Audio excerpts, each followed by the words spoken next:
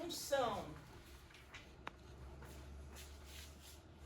prevista em H0, tá? F0 de x, e a função S de x, que é a distribuição empírica, acumulada, ok? Então, no ponto, eu vou acumular. Então, nós vamos ver isso, que é aqui sempre no ponto x. Você acumula até x e compara, tá? Vê o máximo.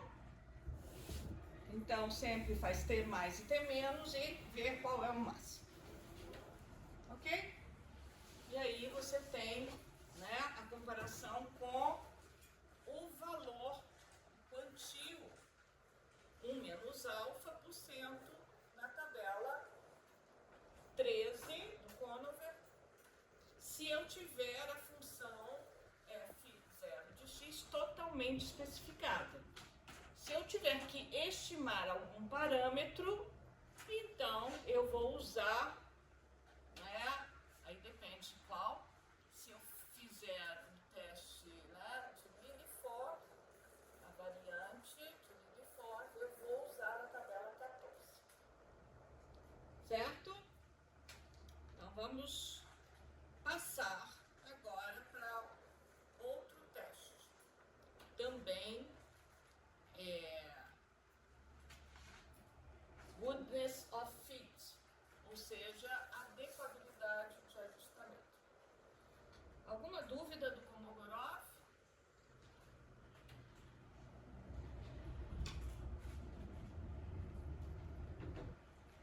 Eu acho que muita gente está trancando de disciplina.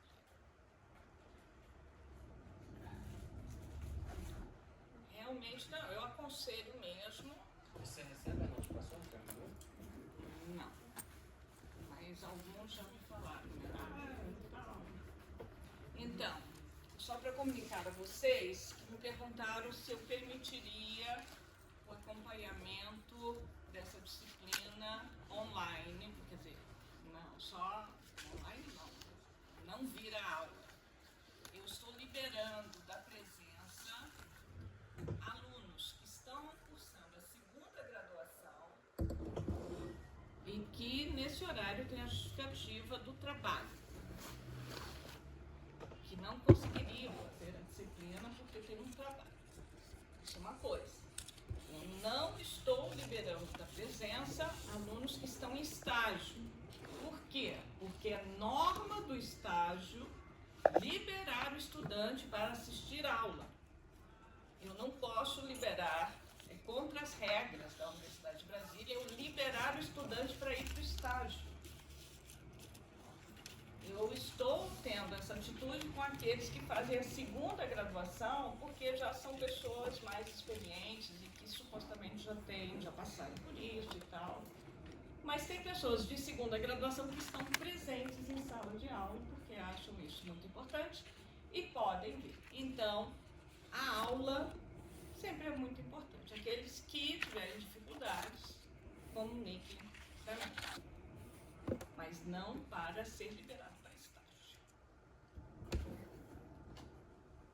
Senão eu entro em choque com a coordenação.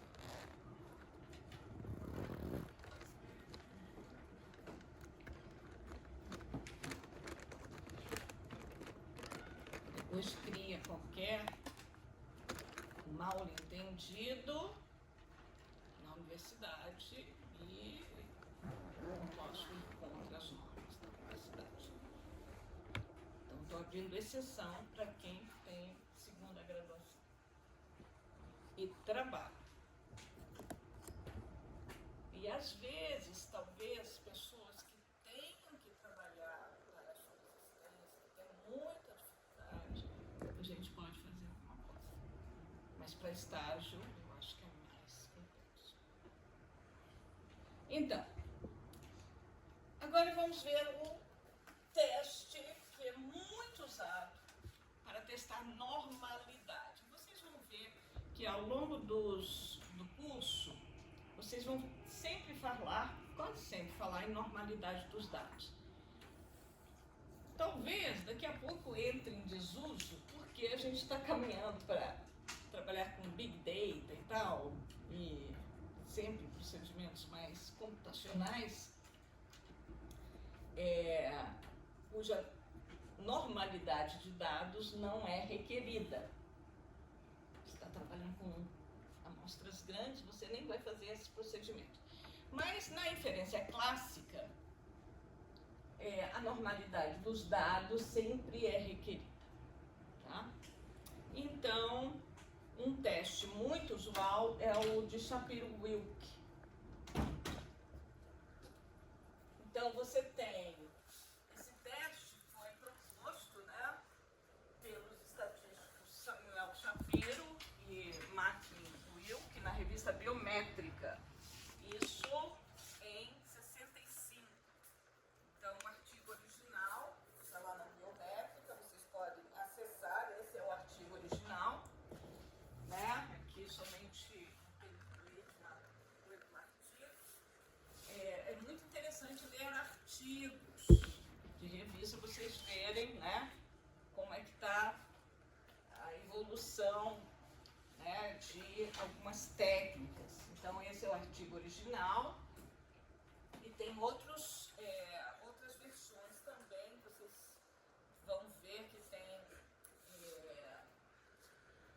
variantes desse teste proposto por outros que estão implementados no R, como Shapiro França. Então, eu acho muito interessante esse teste. E vocês vão ver que ele parte de uma ideia muito intuitiva. Então, quem sabe vocês no futuro serão também, quem for para a estatística mais teórica, mais matemática, vai trabalhar na proposição de técnicas, de ferramentas estatísticas para análise de dados, ou no aprimoramento de técnicas já existentes. E vocês estão vendo que muitas dessas técnicas, né, elas têm limitações. A gente já viu aqui. Então, às vezes, algo muito simples pode ajudar muito na análise de dados. Então, é o caso dessa proposta de Shapiro-Wilk, por isso que ficou bastante popular. Então, você tem a mesma situação que nos testes anteriores de adequabilidade e ajustamento. Você tem um conjunto de dados que é descrito por uma função de distribuição, ou seja, um modelo, pode ser um modelo probabilístico, desconhecido. Você não sabe qual é essa função, mas você propõe em H0 que essa função é igual a uma F0. No caso de Shapiro-Wilk, essa F0 é uma normal, ok? E você não precisa especificar normal, é uma normal. Então, a amostra é aleatória, a escala de medida intervalar ou de razão. Ou seja, tem que ser numérica, não pode ser como de Kolmogorov-Smirnov, não pode ser uma escala ordinária. Então, você tem que quadrado? Categórico. Então, você tem uma variável em categorias. De Kolmogorov-Smirnov, você admite uma escala ordinal. Então, você pode ter modelos probabilísticos para escala ordinal. E aqui, Shapiro-Wilk é um teste para normalidade, ou seja, a variável de interesse é uma variável quantitativa, ok? Então, em H0, f de x é normal, ou seja, a nossa F0 é uma normal, não precisa ser especificada. Vejam que a média e o desvio padrão, parâmetros da normal, não são especificados. Eu não preciso especificar.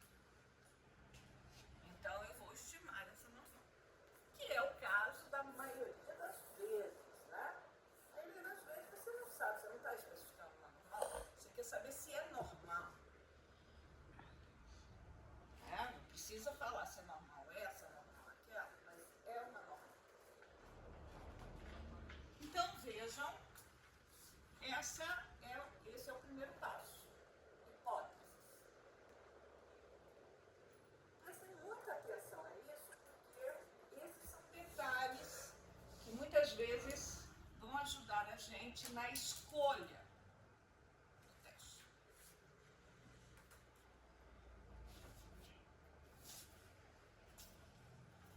Essa é a estatística de teste. Vejam que é uma estatística de teste bem interessante.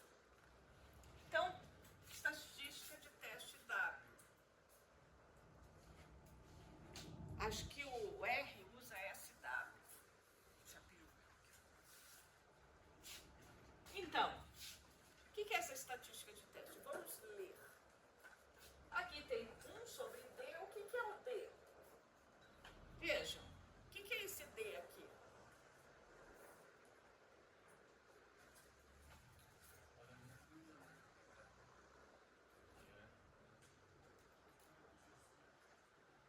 É da variância. O numerador da variância. Então, eu tenho 1 sobre D, é uma variância que está aqui, vocês estão vendo? Eu estou dividindo isso daqui pela variância.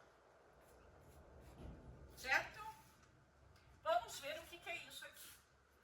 Somatório de 1 até K. Vamos ver o que é o K. De AI. O que é o AI? AI são coeficientes obtidos a partir de uma normal. Então, o Shapiro e o Wilk propuseram esses coeficientes AI que são obtidos a partir de uma normal. Uma normal 0,1. Ok? Sendo K aproximadamente N sobre 2. Ou seja, eu estou quebrando o meu conjunto de dados em 2 partes. Certo?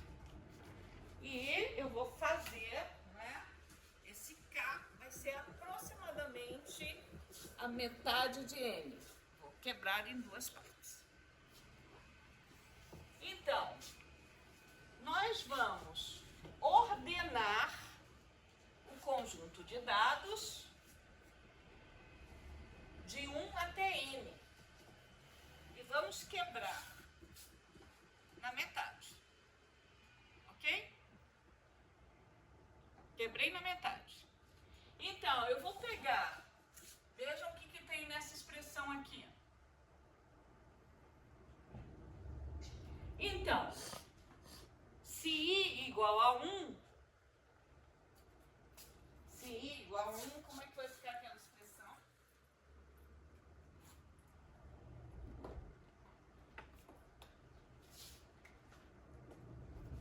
I igual a 1.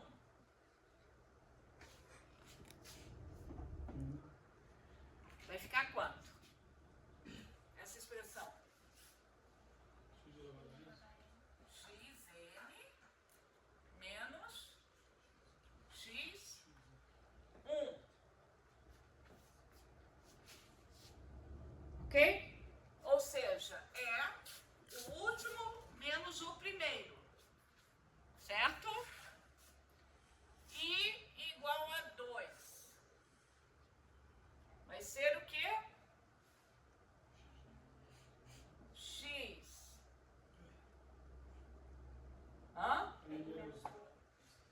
N menos 1 menos x2. Então, o que eu fiz? Aqui eu andei para cá e aqui eu andei para trás. Certo? Então, eu estou pegando. Aqui é a diferença entre o último e o primeiro. Depois, o penúltimo e o segundo. I igual a 3 vai ser o quê? X n menos 2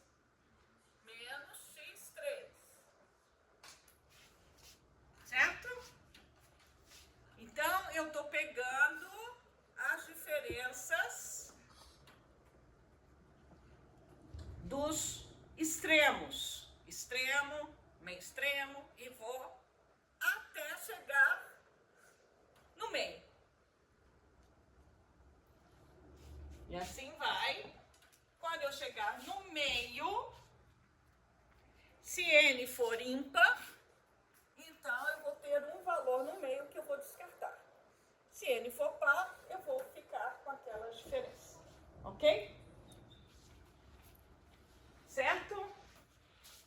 Entenderam? Então, vejam qual é a proposta do Shapiro.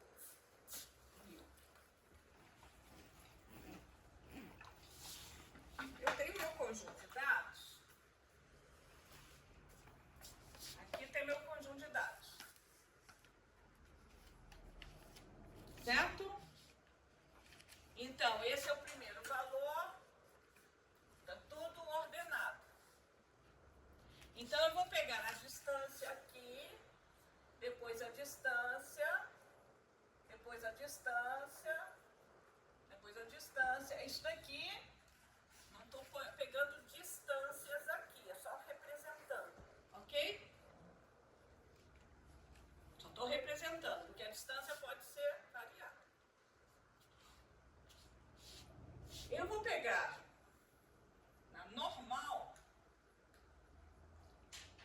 os coeficientes AI. Os coeficientes AI também vão representar distâncias. Aqui vai ser o AI1, o AI2, o AI3 e assim sucessivamente. Certo? Ok? Vejam.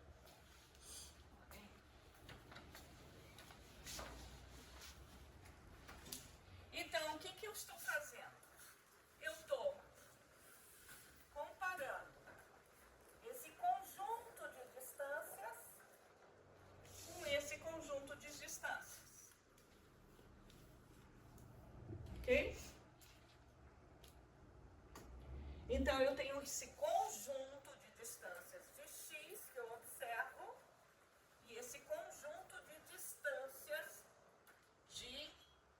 da normal. Se eu chamasse isso daqui x, isso daqui y, quando eu multiplico e somo, o que é isso?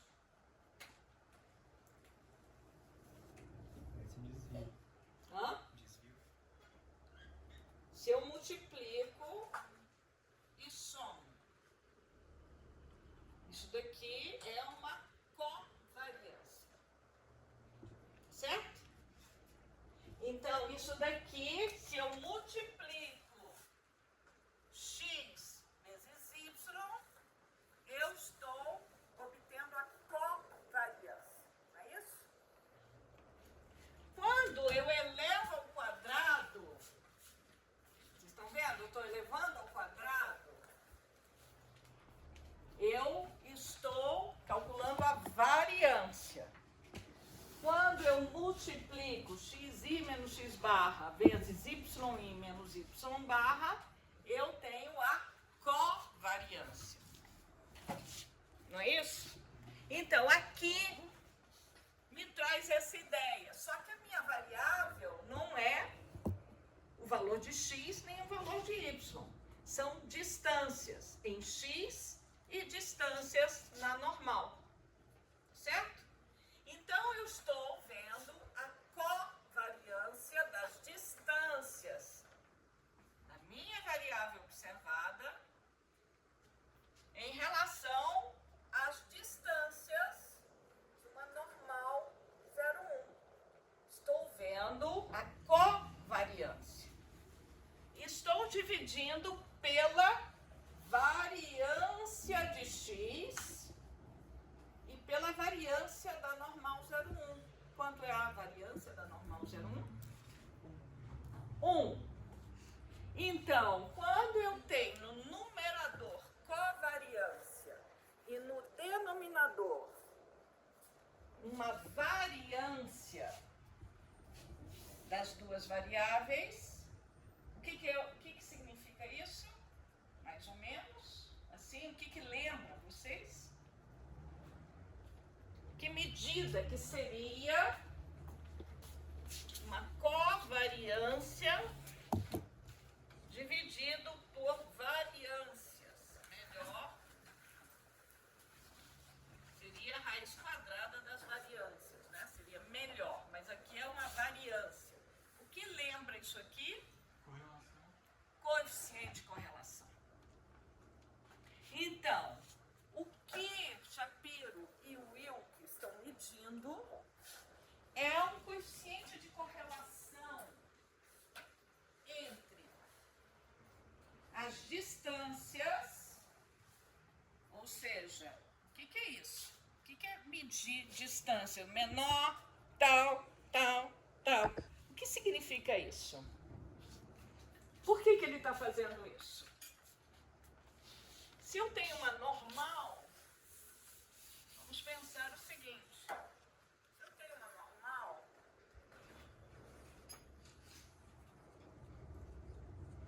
aqui é o último valor. O último valor, o primeiro valor. Certo? Então, se eu for fazendo de maneira aproximando ao centro, o que acontece na normal? Vai diminuindo, mas o que acontece no normal? Esse processo de você ir caminhando para o centro é, quando vai assim, é simétrico. Muito bom. É simétrico. É simétrico. Quando você anda para cá, você anda para cá, tem uma simetria. Certo? Se você tem um conjunto de dados que se afasta da normal, vocês estão vendo aqui, primeiro é aqui, depois você caminha um pouco, esse daqui caminha para cá, depois você fica muito próximo aqui e você vai tendo, não é, algo que não vai ser simétrico quando você vai fazendo de fora para dentro. Não vai, um vai andar aqui, o outro vai andar mais, outro. Então você não vai ter as distâncias simétricas como acontece na normal. Então ele vai comparar essa simetria, segundo essas medidas vão me dar, né, uma simetria, ou seja, quando eu caminho para dentro, esse ritmo tem que estar refletindo a simetria da normal. Se nos meus dados que eu observo não tem essa mesma simetria, ou seja, se a cada conjunto de observações eu tenho um ritmo diferente daquele observado na normal, eu vou estar o quê? Eu vou falar que as duas, supondo que x é o que eu observo e y é a normal, eu vou falar que as duas variáveis não estão correlacionadas. Não estar correlacionada, nesse caso, vai dizer que o que eu observo está se afastando da normalidade. Eu achei isso bem interessante, quando eu estudei a primeira vez. Eu olhei assim e falei, isso é um coeficiente de correlação, olha que interessante. Então, ele está medindo a adequabilidade de um ajustamento, vendo se uma normal pode se ajustar aos dados observados esse mesmo padrão que eu observo na normal de simetria. Medido como? Medido pelas distâncias entre os valores extremos, menos extremos, até chegar nos valores centrais. Compreendido? Então, o que a gente precisa fazer? A gente tem os coeficientes propostos por Shapiro-Wilk, isso está na tabela 16 do Conover. Todos os softwares de estatísticas têm isso implementado, tá?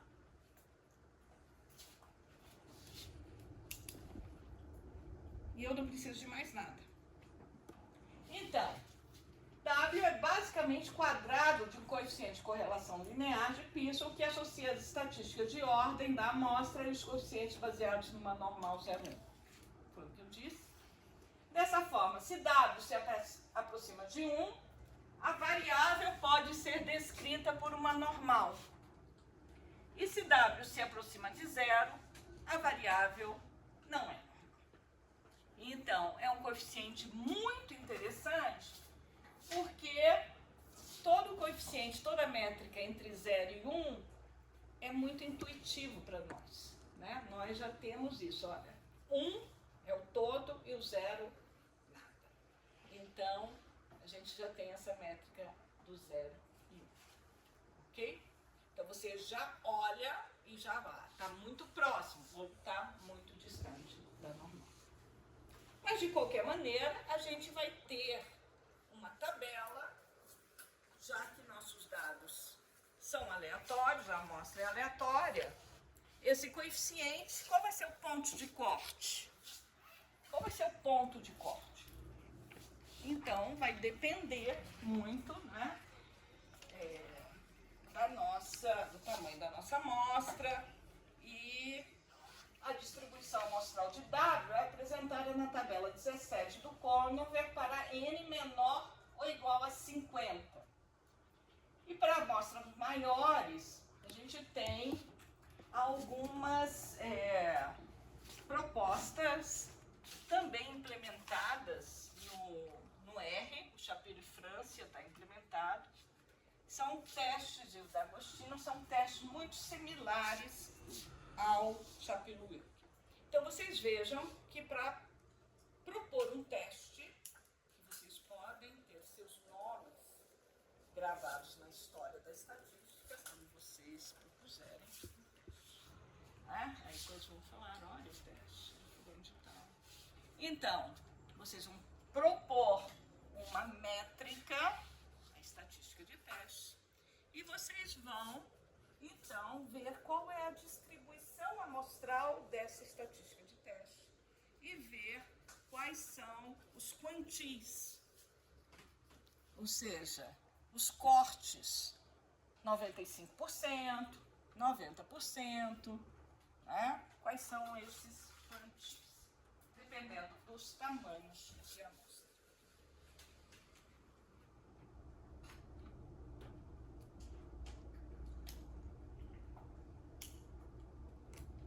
Então, rejeita-se H0 o nível de significância alfa se W for menor que o quantio de ordem alfa. Então, se o nosso quantio for menor que o valor estabelecido na tabela, você vai rejeitar H0. Ou seja, ele não alcançou, né, o nível sempre mais alto, melhor. O valor melhor, mas ela pode ser até o nível alfa, o quantio do nível alfa, como dado na tabela 17 do Conover, ok? Nós vamos fazer tudo isso, eu não vou fazer nada disso à mão, nós vamos trabalhar com esses testes no R. E vai ter um desafio grande. Aí, então, um presente de Natal para vocês. para ficar trabalhando durante o recesso. Ok? E essas...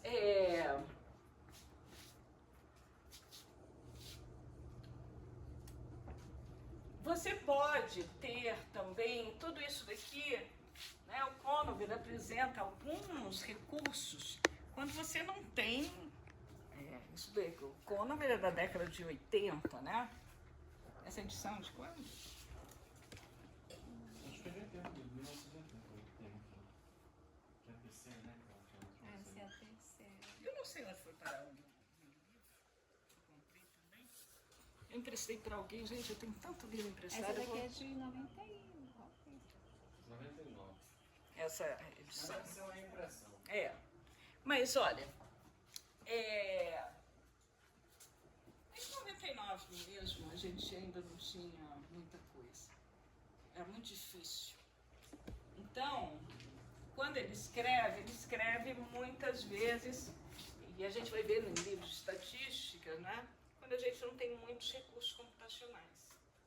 Então, muitas vezes você tem algumas aproximações para levar para uma tabela normal, porque na tabela normal fica mais fácil. Tá? E muitos desses recursos também facilitam na programação. Né? Em vez de você usar a estatística, a distribuição exata, você pode fazer uma aproximação. E se a normal é o recurso, você já tem. Então, isso daqui é uma proposta que está no Conover, para você encontrar, a partir do seu valor W calculado, você faz uma transformação e chega a esse valor G, usando esses coeficientes B, C, D. E você chega a uma G, que é uma aproximadamente normal 0,1, e com esse valor G você pode calcular diretamente o p-valor. Tá? Então, é um recurso. Tá ali, estou deixando para vocês, mas isso hoje é como assim... Eu comecei a dar aula, imagine, a primeira vez que eu dei aula de probabilidade estatística, a gente dava a fórmula rápida de calcular a variância. Tinha que fazer, tudo era...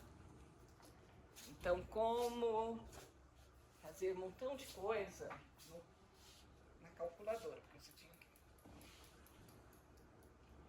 você tinha que fazer... Você é da época da prova dos 9 histórias? Você também? Não. Você? Você já viu falar nessa prova dos 9? Você já viu? Tá vendo? Felipe, já viu prova dos 9? Prova dos 9. Viu prova dos 9? Não? Pois é. Isso era para conferir contas. Então você fazia aquele montão de conta e tinha que conferir. Então a gente fazia assim, dita para mim. Aí um falou 3, aí você escutou 6. Aí você dita, faz tudo de novo. Faz tudo de novo. Era difícil. Então, não reclamem, por favor, porque hoje tudo é muito mais simples. Você tem um script e você põe lá no chat GPT e fala assim, quero um script, nem preciso, quero um script para calcular o teste Chaperwell que não é. Aparece. Aí você tem que saber se é realmente aquilo. Então, a gente vai ter muitas coisas que ainda remetem a um passado. E se tiver como é que chama? Uma explosão, que a gente tiver mais computador, ele vai ter que voltar a esses passos novamente. Mas aqui, explicando essa expressão, é somente para vocês verem que é possível, a partir do W, chegar a uma estatística G que vai ter uma distribuição função normal, ok? A menos de umas,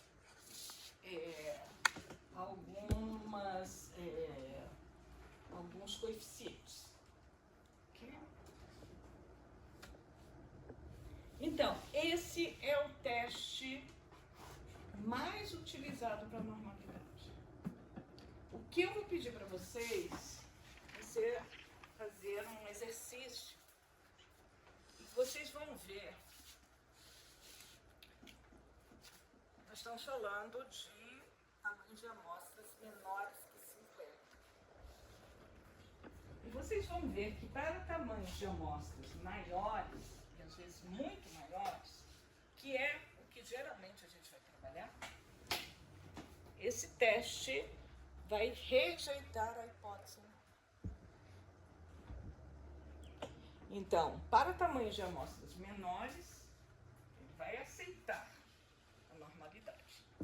Para tamanhos de amostras muito grandes, ele vai rejeitar. Então, você vai ficar assim, agora, o que eu faço? E o que você faz quando isso acontece? Bernardo? Muito bem vestido, diga-se de passagem. Parabéns. O que você faz? Ah, precisa saber, porque você que vai saber fazer. Vitor? Júlia, vamos ver as meninas que têm clarividência. Natasha, por favor. Como não sabe? Você tem que fazer alguma coisa, senão você é demitido. Simplesmente ou não contratado. O que não pode fazer é, não sei, cliente, não sei o que eu vou fazer. Você tem que falar alguma coisa. O que você fala nesse momento? Vamos ver. Vamos ver. Júlia. Tem que falar, Júlia. Bianca. Já não foram contratadas. Vamos ver, Eduardo. Qualquer coisa. Essa é uma boa resposta. Posso repetir? Ah, não escutei, né? Posso repetir. Uma boa intervenção. Quando eu tenho, para uma amostra, vai acontecer, vocês vão ver, é o exercício que eu vou fazer, que vão testar o Shapiro-Wilk para amostras menores, então amostras extraídas de uma mesma população. Então, a população é normal.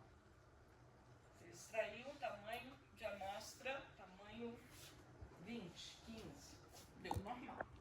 Joia. Você aumentou o tamanho da amostra, rejeitou H0, não é normal. Então, você vai ver que esse teste, isso eu queria você, é normal ou não é normal? O que você vai fazer? Qual é a sua resposta? Vou reavaliar meu processo de amostragem. Você ganha tempo. Então não foi demitido aí. Muito bem, vamos ver quem pode falar. O que é o limite citado do teste? Não entendo isso. Não. Te dou mais tempo para você me convencer. Vamos ver quem convence. É normal ou não é normal? Mas ele não sabe. Eu estou falando para vocês. O cara não sabe. Eu sou o cliente, eu não sei nada de estatística, não quero nem saber. Eu estou contratando você para me falar uma coisa. Não me fale dessa coisa aleatoriedade, eu sou contra. Mas me fale o que eu quero saber, entendeu? Eu estou treinando vocês para vocês. Senão vocês vão chegar lá. Eu já tive várias pessoas que chegaram para mim. Professora, me fala alguma coisa, porque o seu colega não me falou. Tá bom, calma. Ah, sim, vamos treinando. Atenção dos testes dado o resultado do teste, não posso já ter uma posição, não posso ir essa instalação. Você sabe que ela é normal, mas o teste deu que não é normal. Você vai falar que, nesse caso, você pode falar dos limites do teste, muito bem. E por que seria normal? Você não conhece que é normal ainda, mas você Como é que você acredita que é normal? Por quê que você acredita que é normal? Hã? Por quê? E de onde você tirou que é simétrico? Sim, amostra. Você fez o quê?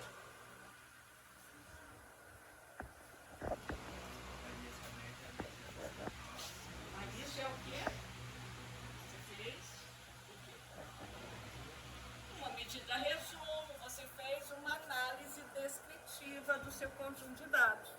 Então, o que você pode explicar para o seu cliente? Olha, eu fiz um teste, mas esse teste a gente vai desconsiderar porque é um limite do teste, é o tamanho da amostra, mas a análise descritiva evidencia que eu posso, né, usar o modelo normal para descrever esse conjunto de dados. Você tem uma simetria do conjunto de dados, eu tenho a curtose é um bom indicador. Então, eu tenho medidas descritivas que me embasam para tomar essa decisão, apesar de que esse teste me deu uma resposta desfavorável à minha pretensão. Sim.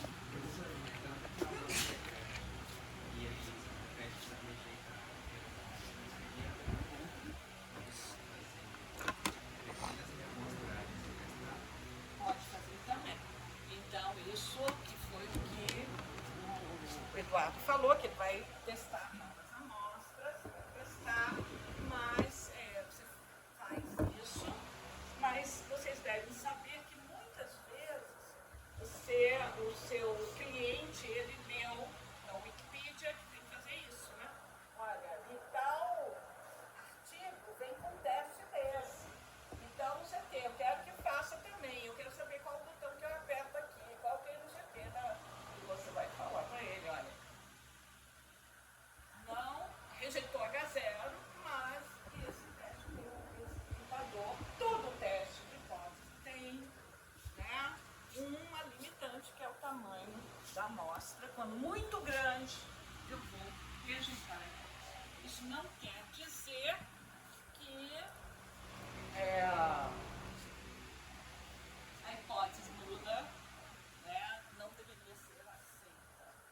Então, eu vou fazer outras avaliações e você, pela descritiva, você pode já também afirmar alguma coisa se você não concorda com o resultado e sabe das limitações, ok?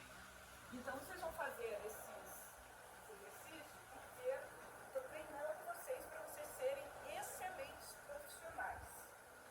Eu não estou treinando vocês para serem acadêmicos. Aqueles que forem seguir a carreira acadêmica terão oportunidades de serem treinados pelos meus colegas também. Né? Então, como eu sou profissional de estatística, eu vejo muito as perguntas que me fazem e eu estou aqui com vocês para, né, abrir um pouco, né, essa percepção.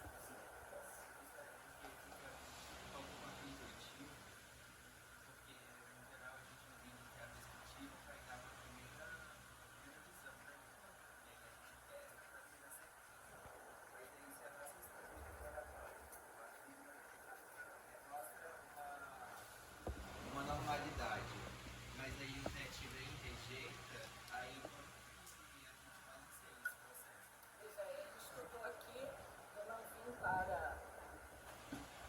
confirmar, eu vim para confundir a cabeça de vocês. Como dizia, vocês também não conheceram o Chacrinha. Conheceram o Chacrinha? Vocês são da época do Chacrinha. Eles não sabem quem foi, né? O Chacrinha. Você assistiu um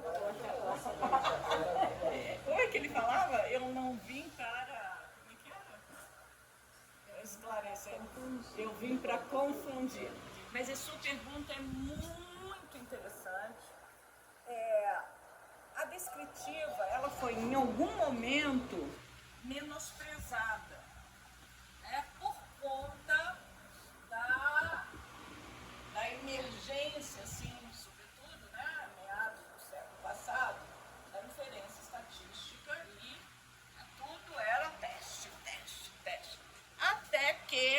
final do século passado, mais para o final, começa uma certa rejeição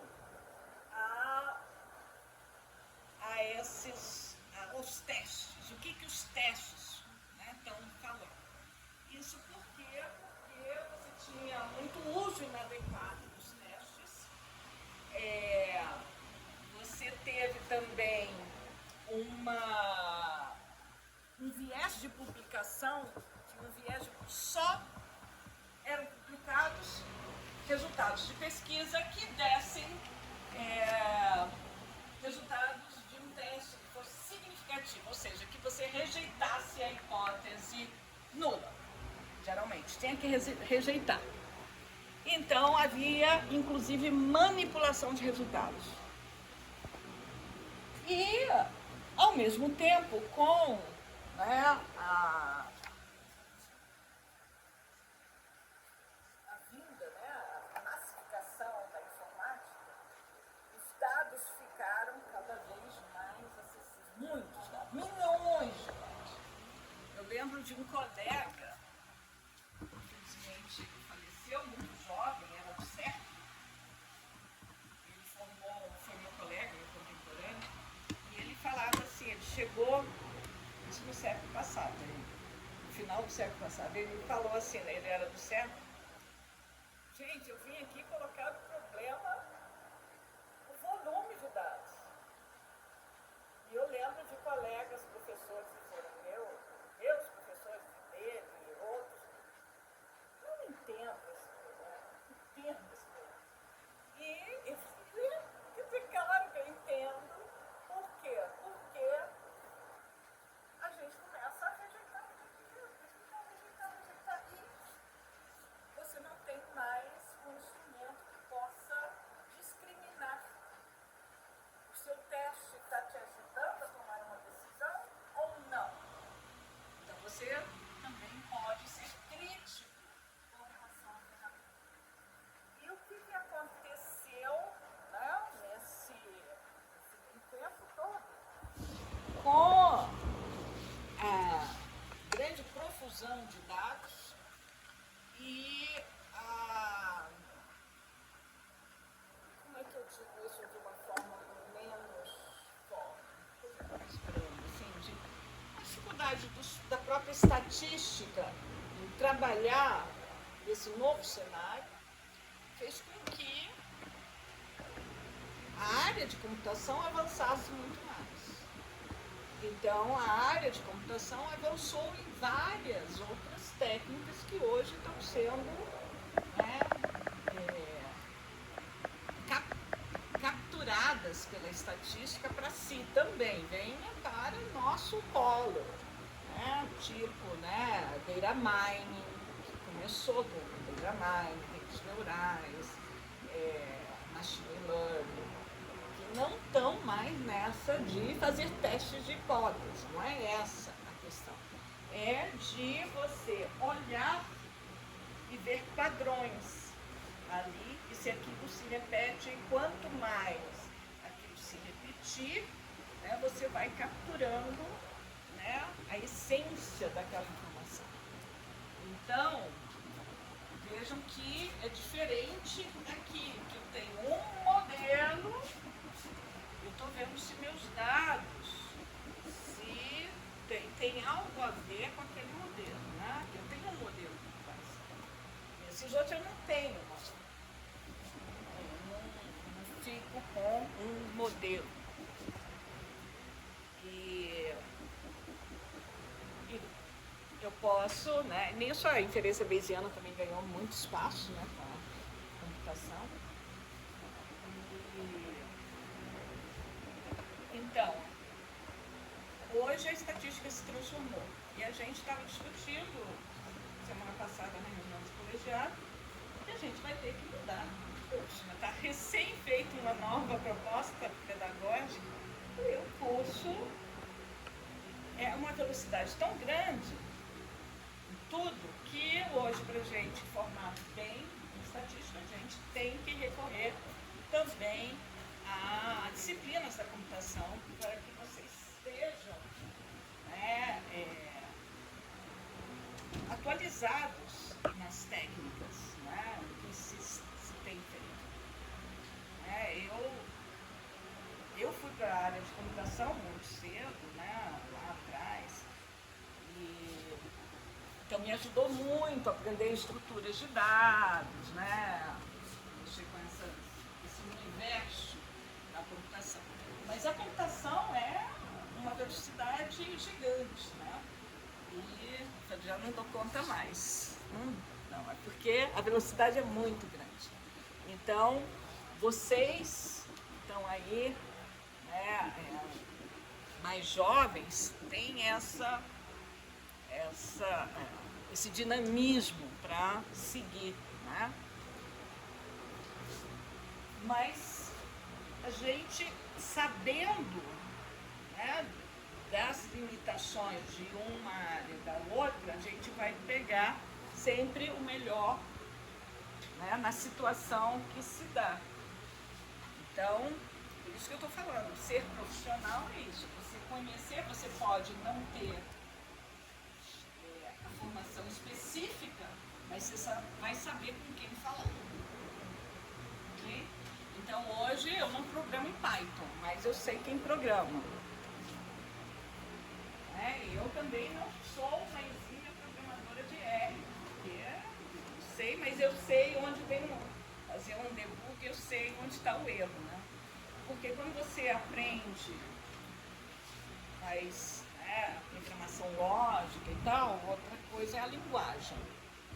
Então, você consegue ver onde está o problema, como é que... Porque a essência é a mesma, a questão é a linguagem. Então, isso é importante, vocês terem uma linguagem de programação. Sempre é bom. É importante, é fundamental no estatística. E estarem aí acompanhando as inovações. Então, eu mostro isso para vocês. Então, tem uma limitação, mas vocês vão conhecer e tem muitos artigos. Você vai usar uma ferramenta estatística, né, de regressão, então vai usar o Shapiro-Wilk para fazer uma análise da normalidade dos erros. Então você vai saber, esse daqui veio, já sei do que se trata. Tá? Então hoje é muito mais fácil você fazer uma reamostragem e ver o que deu nessas várias amostras. Tá? Você dispôs isso que você falou do teste, mas ainda sabendo que a população é animal, pode ser descrito, por exemplo, quando você só plota o gráfico de dados ele tem uma leve assimetria, seria isso? Não, a estatística de teste é que vai te mostrar isso. Você vai ter a estatística de teste dado. Entendeu? Então, o que acontece é que quando você aumenta muito a amostra, a variância dessa estatística de teste. Esse é o motivo. Então, diferenças vão ser significativas. Pequenas diferenças. Isso que é... A gente teria que ter correções para isso. Então, tem algumas correções, tem algumas propostas de correções, mas eu acho que não são suficientes.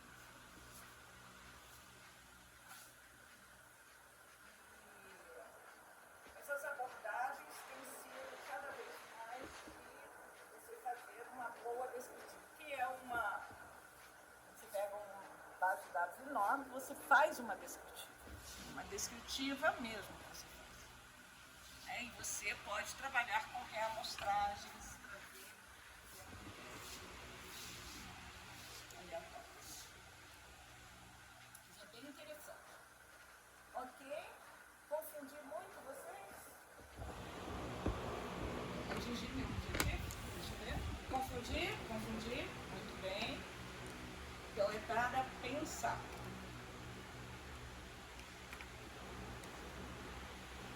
Então, um dos usos interessantes do Chapuis-Wilk é em meta-análise. O que é uma meta-análise? Os recursos de uma meta-análise, eles são muito usados, meta-análise, em estudos na área de ciências da vida, principalmente, né, envolvendo os seres humanos. O que é uma meta-análise? Uma meta-análise é o seguinte: você, né, geralmente tem testes, né, novos medicamentos,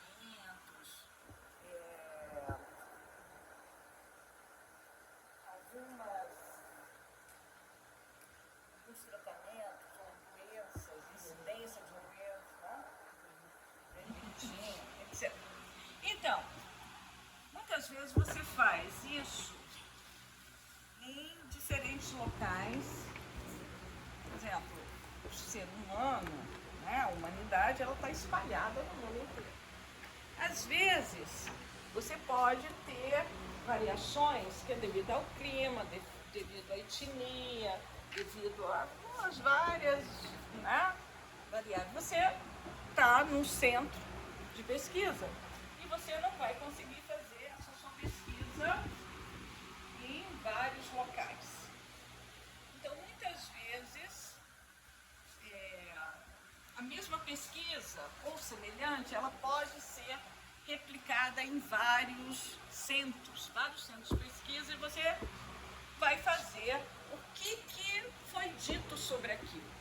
Aí você faz uma revisão de literatura de todos os artigos publicados até hoje, por exemplo, um período tal, que tenham a mesma metodologia e tenham resultados. Aí vários deles chegam a um valor de W. W igual a tanto, W igual a tanto, W igual a tanto, e o tamanho da amostra que foi utilizado para aquele W. Ok? Então, você pode, a partir dos vários resultados de amostras independentes, sobre a mesma variável que você está trabalhando, é normal, é normal, é normal, e você tem vários dados. Então, você pode combinar esses vários dados num único teste geral de normalidade. E está descrito no Conner como fazer isso. Então, é uma propriedade do teste de Chapuis-Wilk também, é que ele pode ser usado para meta-análise. Então, você checasse aqui se aquela amostra geral é também normal. Então, isso você poderia fazer geral no primeiro ciência. Então, vamos fazer aqui. Você vai como R, Loft Test, tá? Vai instalar essa biblioteca.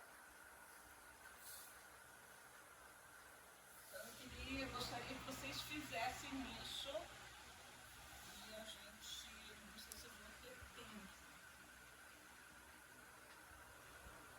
Então, aqui nós estamos no mesmo conjunto de dados. Tá? Eu vou pegar lá a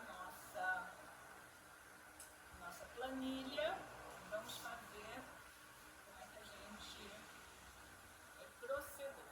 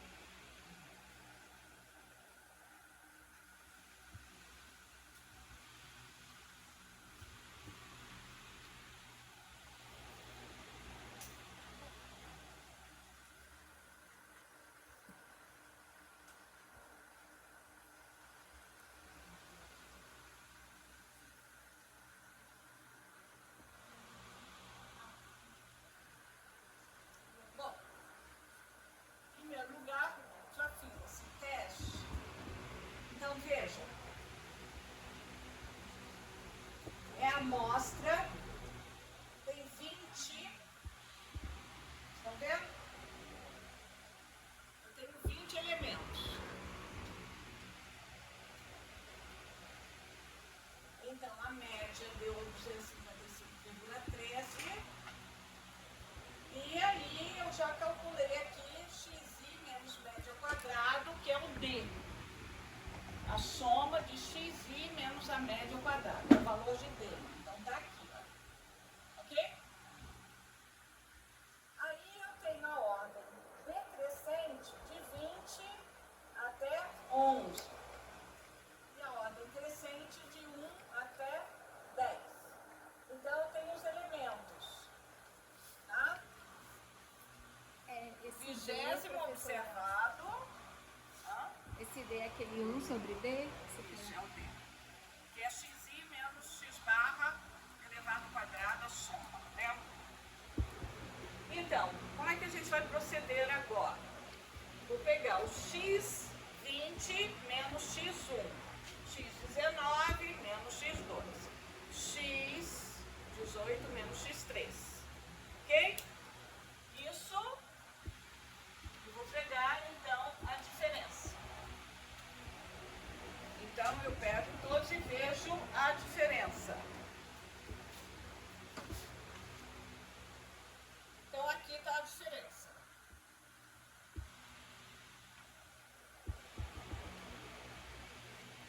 Então, aqui, vocês estão vendo? Claro que a diferença vai diminuindo. O que eu quero é saber se esse ritmo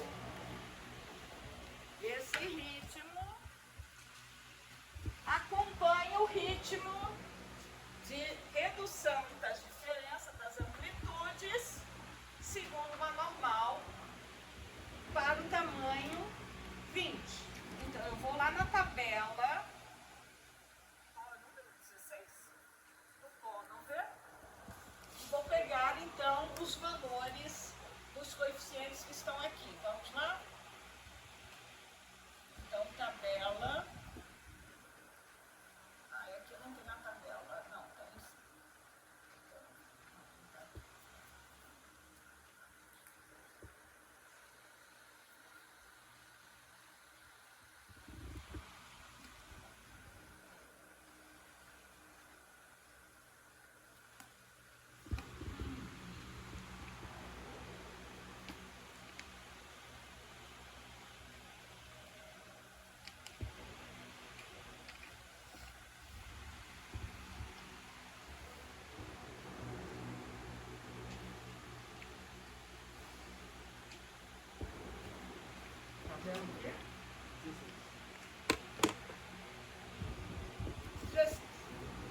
Então, vocês estão vendo aqui o tamanho da amostra, 20. E aqui os coeficientes de 1 até 10. Certo?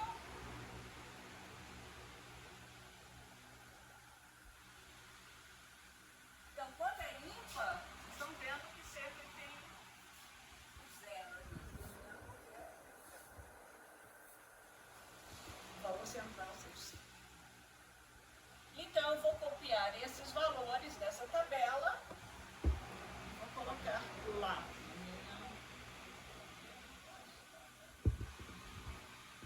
Então, são esses valores aqui. Então, multiplico os coeficientes. Certo? E aí eu somo e elevo ao quadrado. Então, é como se fosse covariância ao quadrado, dividido pela variância. Então, agora vamos dividir pelo D.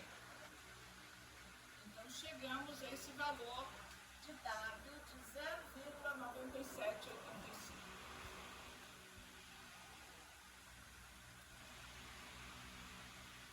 Para calcular o G, que é o valor da normal 0 gente calcular o p-valor, eu uso os coeficientes B, C e D na tabela 17?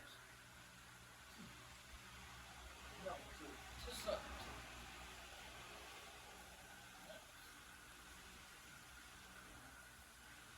Tabela 18.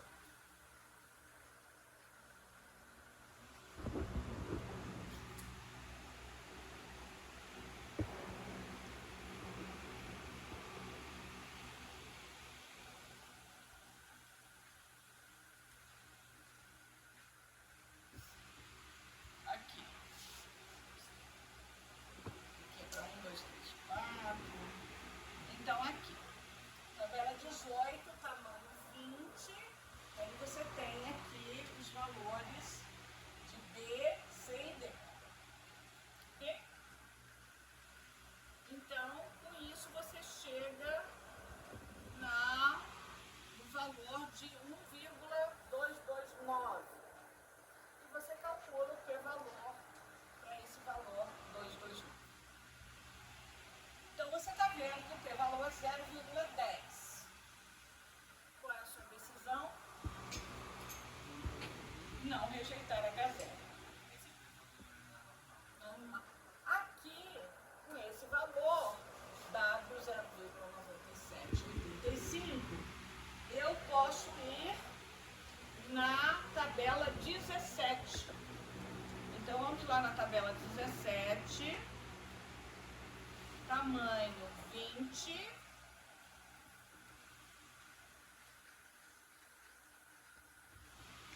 Aqui eu tenho os quantinhos. Então, quanto era aqui? Quanto que foi? 97 aqui? 86. 97.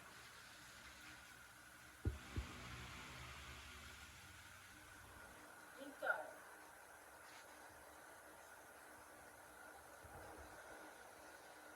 você vê aqui.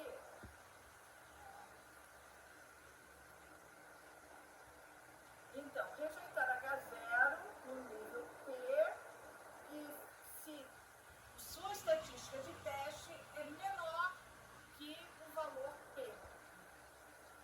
Certo? Então, estão vendo que o nível P é esse aqui.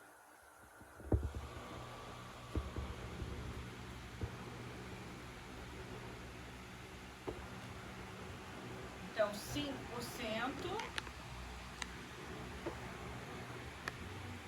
0,95. Certo? Ele vai, claro, né? Então, você vai aumentando aqui o seu valor. Mas ele é o menor valor possível que você vai admitir, né, onde você vai cortar. Você vai cortar ali. Se for menor que aquilo, você vai rejeitar H0. Então, nesse caso, você não rejeita. Certo?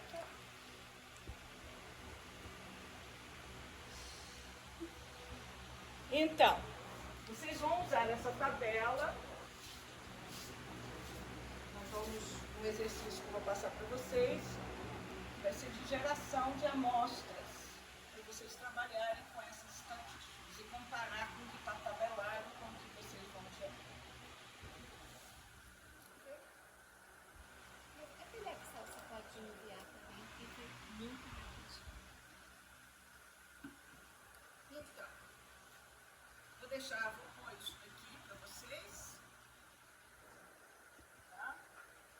Então já está o Unifor, está o Komodorov e assim. Eu recomendo que vocês, eu não vou passar lista para vocês fazerem e eu tenho que corrigir. Não porque eu teria que corrigir. Mas tem vários exercícios exercícios no livro do Conover para vocês fazerem.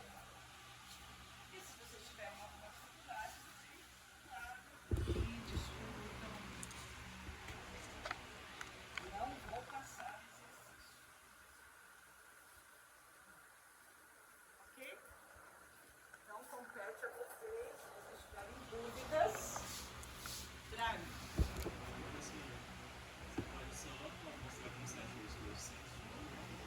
Coeficientes. Então, aqui os coeficientes aí. Então, onde que eu busco esses coeficientes? Na tabela 16 do Conover. Na tabela 16 do Conover. Então, aqui os coeficientes. Então, para n igual a 2, você só tem um coeficiente, claro. Mas é 2. É muito difícil com os dois falar que é uma normal, né? Você vai aceitar sempre que é uma normal. Esse que é o problema. Com pequenas amostras, você tende a aceitar. Você tem pouca informação. Quem disse que eu vou me comprometer? Não. Não é muito do bom senso? Se alguém diz que a gazela é verdadeira, por que eu vou contrariar se eu não tenho informação? Não é bom senso? Estatística também é bom senso. Só se eu tiver uma informação muito diferente. É muito diferente. Eu tenho duas informações, dois dados. Com base nisso, eu posso saber se é normal ou não? Difícil, né? Amostra tamanho 2. Amostra só se for assim. Vai ser correlação de difícil. 3. Também 3. Quando é ímpar, você descarta um central. 4. Aí você tem duas diferenças. 5. Descartou a central. 6. 3 diferenças. 7. 3 de novo, porque descartou a central. 8. 4 diferenças. E assim sucessivamente. Então, aqui você vai ter propostas até 50.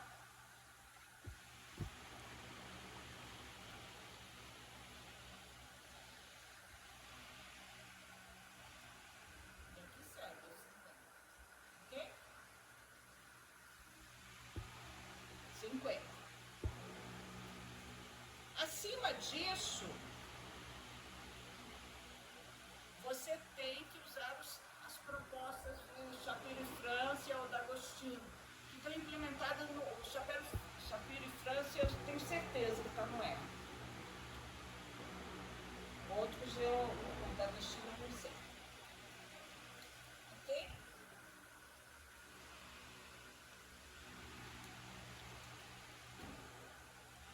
E aqui na tabela 17 estão os quantis. Então, eu vou ver qual é o meu nível de significância. Qual é o quanti? Como é um teste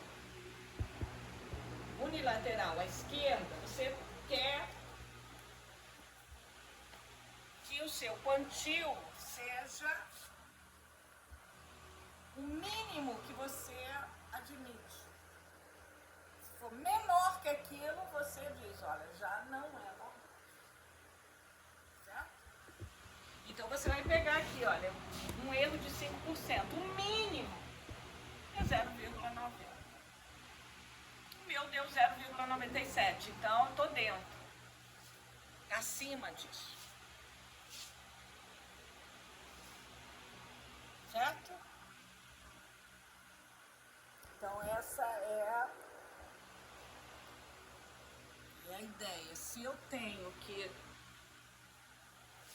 mais próximo da normal, o W vai ser mais próximo de 1. Então, eu quero um valor mais próximo de 1. Maior possível. Ok?